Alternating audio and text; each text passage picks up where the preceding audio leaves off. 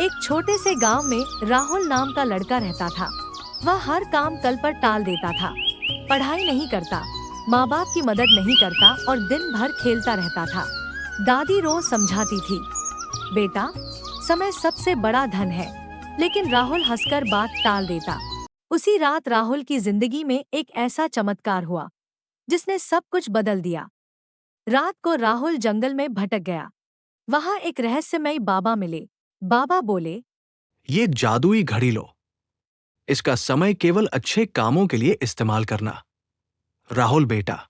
राहुल जादुई घड़ी लेकर घर लौट आया। अपने घर आ गया और अपने घर के सभी लोगों को अपनी घड़ी दिखाया और जो जंगल में हुआ था वो सब बताया। सभी लोग अचंभित हो गए।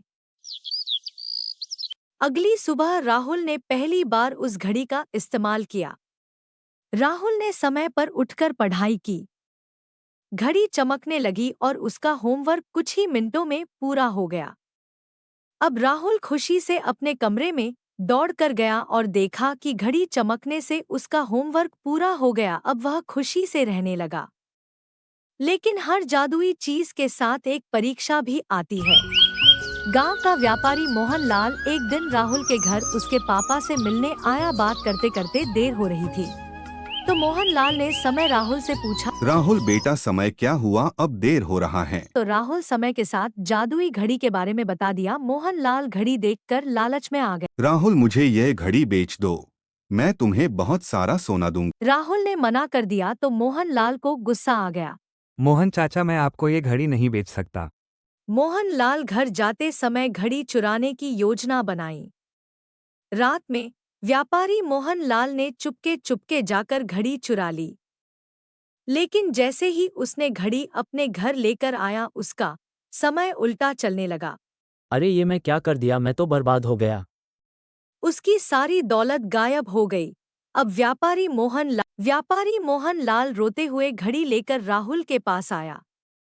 उसने घड़ी वापस कर दी और माफी मांगी। राहुल ने उसे माफ कर दिया।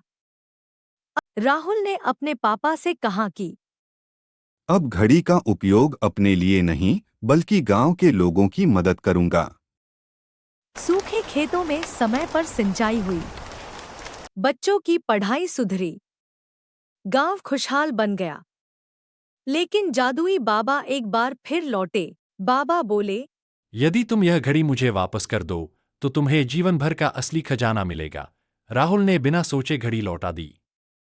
बाबा मुस्कुराए, तुमने समय की कीमत सीख ली है। घड़ी गायब हो गई।